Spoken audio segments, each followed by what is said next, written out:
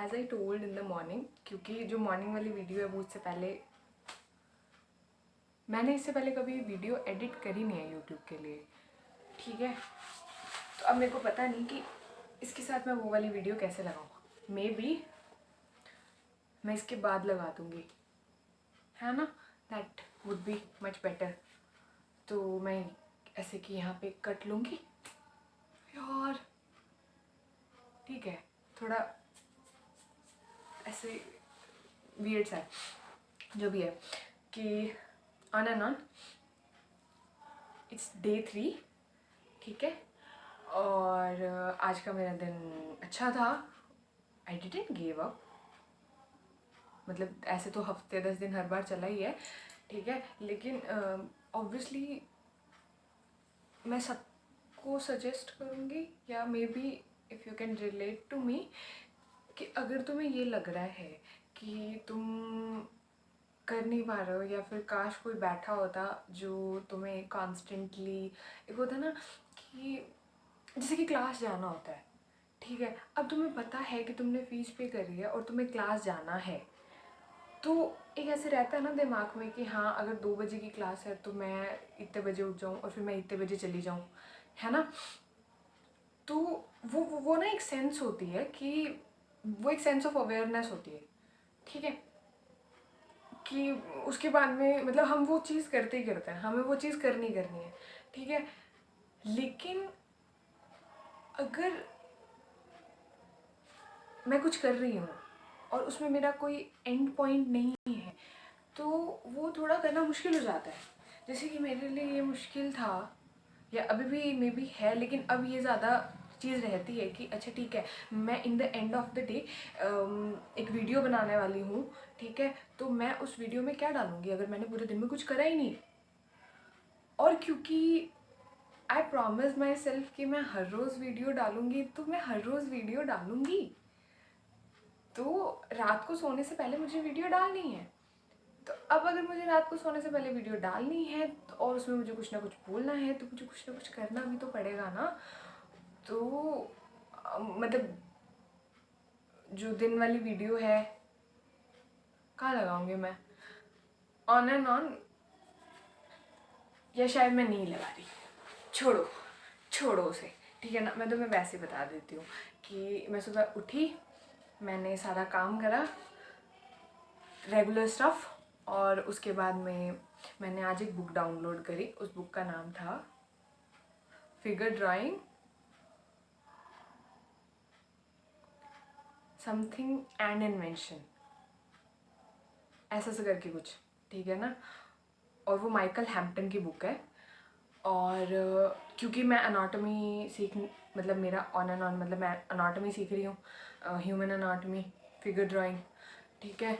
तो may be मेरे को बहुत सारी बुक्स पढ़नी पड़े, मुझे तो पता ही नहीं है कि मैं कहाँ से शुरू करूँ। तो मैंने बस वो एक मतलब ऐसे से मतलब उसमें डाला कि बेस्ट बुक्स कौन सी है, उस उनमें से उनकी एक बुक थी, पीडीएफ मिली, गूगल से डाउनलोड कर ली, ठीक है। सर्च कर लेना, वैसे ही आ जाएगी, ठीक है। अगर नहीं आए तो मुझे नहीं पता कि लिंक कैसे डालना है, क्योंकि वो बुक लैपटॉप में है और मैं अभी इतना स्ट्रेस नहीं लेना चाहती कि मतलब मैं लिंक डालूँ, ये डालूँ, वो डालूँ, मेरे को नहीं पता। मेरे को बस वो, मैं जितनी जल्दी हो सके मैं वीडियो पोस्ट करती हूँ, मैं फ़ोन साइड में रखूँ या फिर मैं दूसरी वीडियो बनाऊँ ऐसे। क्योंकि अभी जब मैं वीडियो बना रही हूँ तो मेरी लास्ट डे की वीडियो अपलोड हो रही है, ठीक है। तो मतलब ये जो डे 3 वाली वीडियो है वो डे 4 वाले दिन अपलोड होगी, ऐसा, वो भी बिना देखे, बिना कुछ करे, बिना एडिट, बिना ये बिना वो, क्योंकि वो खुद तो देख लूँगी तो उसके बाद में हिम्मत ही नहीं होगी। मैं बहुत जल्दी डिस्ट्रैक्ट होती हूँ यार। Be back. तो मैंने आज वो बुक डाउनलोड करी और मैंने उसके 2-3 पेज पढ़े। तो उसमें सिर्फ उन्होंने मतलब अभी तक तो उन्होंने ये बताया हुआ है कि उन्होंने ये टेक्निक बहुत ज़्यादा टाइम से यूज़ करी है, and I really don't know about him. लेकिन अगर एक बंदे ने बुक लिखी है तो फेमस ही होएगा। और अब मैं ये सोचूँ क्योंकि उनकी बुक्स के अंदर मतलब मैंने आगे देखा ही नहीं है कि उन्होंने मतलब ड्राइंग वगैरह कैसे बनाई, क्योंकि लास्ट टाइम जब ऐसा हुआ था और मैंने कोई बुक डाउनलोड करी थी और फिर मैंने उसमें देखा कि सिर्फ थ्योरी है और उसके अलावा कुछ भी नहीं है, तो मैंने वो बुक छोड़ दी थी। फिर मैंने एक देखा, उसके अंदर फिगर्स ही फिगर्स थे, तो मैंने डायरेक्टली फिगर्स बनाने शुरू कर दिए थे और ऑन एंड ऑन, फिर भी कोई प्रोग्रेस नहीं थी। तो अब मैं सिर्फ एक पेज, जैसे मेरी लैपटॉप स्क्रीन पे आ गया, मैं सिर्फ वो पढ़ रही हूँ और मैं सिर्फ वो पढ़ के उसके बाद में आगे जा रही हूँ, और जो भी उस पेज पे अगर छोटी सी भी ड्राइंग है तो मैं वो बना रही हूँ, ठीक है। अगर वो कॉम्प्लिकेटेड भी है तो भी मैं वो बना रही हूँ। रीज़न इज कि गंदी बन जाएगी ना, बनेगी तो सही। एंड आई होप कि एक दिन मैं से पेज टू पेज उस बुक का बहुत नीट एंड क्लीन ऐसा बना दूँ। तो जो मैंने आज बनाया वो था, अरे यार, ये तो वैसे मतलब वाइट है, तो ये एक बंदा खड़ा है, ही इज़ नेकेड, और उसके हाथ पे ऐसा सा पर्दा है, तो वो नीचे तक है, इतना सही है। उसकी हाफ बॉडी पे विद स्किन ऐसा सा कुछ है कि भी हाँ, मतलब बॉडी वाइज स्ट्रक्चर उसकी जो हाफ है उस पर से थोड़ा थोड़ा मसल्स को भी शो करा हुआ है। मतलब जो बेसिक वाली स्ट्रक्चर है मसल्स की, जिसकी वजह से स्किन की वो आती है, वो शो करा हुआ है। तो प्रैक्टिस में थोड़ा बहुत फिगर्स की ऑन एंड ऑन, पता है, जब मैं उसका मतलब जो उसका क्लोथ वाला पार्ट था, जब मैं वो बना रही थी तो आई फेल्ट समथिंग। वो था कि जब मैंने सिर्फ फर्स्ट स्ट्रोक करा, मतलब एक ऐसे लाइन, वो लाइन बिल्कुल स्ट्रेट थी, तो वो ना ऐसी पहली लाइन मारते हैं ना, लाइक ये लाइन बिल्कुल स्ट्रेट आई है। तो वो उस वजह से हुआ था क्योंकि इससे पहले भी मैंने प्रैक्टिस करी थी, उसमें बेसिक सर्कल, ओवल शेप्स और square, cuboids, rectangles, straight lines और मतलब हॉरिजॉन्टल, वर्टिकल, कोई टेढ़ी मेढ़ी आड़ी, सब वो लाइंस ट्राई करी थी, ठीक है। तो वहाँ से ना एटलीस्ट थोड़ा मतलब बेसिक हेल्प मिलती है, तो उसकी वजह से थोड़ा थोड़ा से ना स्ट्रक्चर में ऐसे था, मुझे ऐसे पता लग रहा था कि हाँ ठीक है, ये वाली शेप्स मेरे लिए ईजीली बन रही है। तो उससे मैं ये तो नहीं बोलूँगी कि मैंने बिल्कुल ऐसे डिट्टो कॉपी कर दिया, लेकिन 30% रिजेम्बलेंस गई थी उसके साथ। तो वो इसलिए हुआ क्योंकि बेसिक्स जो वो थे वो सही थी मेरी, और ऑब्वियसली उन पर मैं और काम करूँगी। अभी तो बहुत सारा काम करना बाकी है, अभी बहुत सारा काम करना बाकी है, क्योंकि अभी तो कुछ भी नहीं आता। मतलब 30% रिजेम्बलेंस पे भी मैं इतनी हैरान थी कि ये इतना कैसे मैच हो गया, क्योंकि मुझे खुद से उम्मीद नहीं थी। देखो सीधी सी बात है, मुझे खुद से बिल्कुल भी उम्मीद नहीं थी कि मेरे से ये हो जाएगा। 30% के एटलीस्ट पता लग रहा है कि कोई बंदा ही बनाया है, इंसान ही बनाया है। मुझे नहीं, मतलब मेरे को खुद से उम्मीद नहीं थी कि मैं ऐसे बना लूँगी। तो वो भी ना एक सेंस ऑफ हैप्पीनेस थी कि अच्छा ठीक है, अगर अब बना रही हूँ तो बन जाएगा, अच्छे से बन जाएगा। डे मतलब ऐसे डे 1, डे 2, डे 3 अब अच्छा जाएगा, तो वो मोटिवेशन की तरह काम करता है, वो मोटिवेट करता है कि हाँ ठीक है। और दूसरा, मेरी जर्मन क्लास थी, तो मैंने जर्मन सीखनी शुरू करी है, तो उसमें आज काउंटिंग करवाई थी। क्या मेरे को जर्मन के लिए अलग से वीडियोस बनानी चाहिए, पर फिर मैं कंफ्यूज हो जाऊंगी कि मैं ये अपलोड करूँ कि मैं वो अपलोड करूँ कि मैं दोनों अपलोड करूँ। मैं सही बताऊँ, मेरे पास नेट नहीं है। मेरी एक मतलब वो जो कल वाली वीडियो अपलोड हुई थी ना, उसमें 2 GB डाटा चाहिए था, और 2 GB डाटा आता है 29 रुपये का, और मैंने इंस्टेंटली रिचार्ज करा। और नीचे जो आंटी हैं, मतलब जिनका पीजी है, वो वाईफाई का पासवर्ड नहीं देते। और जो पुराने वाला पीजी था जिसमें वाईफाई था, वहाँ वो वाईफाई हटा लिया, क्योंकि मैं वहाँ से आ गई हूँ, मैं उनकी प्यारी बच्ची थी, ठीक है। अब क्योंकि मैं आ गई हूँ, उन्होंने लगाया भी वो मेरे लिए, मतलब मेरे लिए ही मान सकती हूँ, क्योंकि मैंने रिक्वेस्ट करी थी कि प्लीज़ लगवा लो, अपन हाफ हाफ कर लेंगे, ये कर लेंगे वो कर लेंगे। और फिर जब मैं आ गई तो उन्होंने वो हटवा दिया। अच्छे तो थे, ठीक है, अच्छी तो मैं भी हूँ, ठीक है।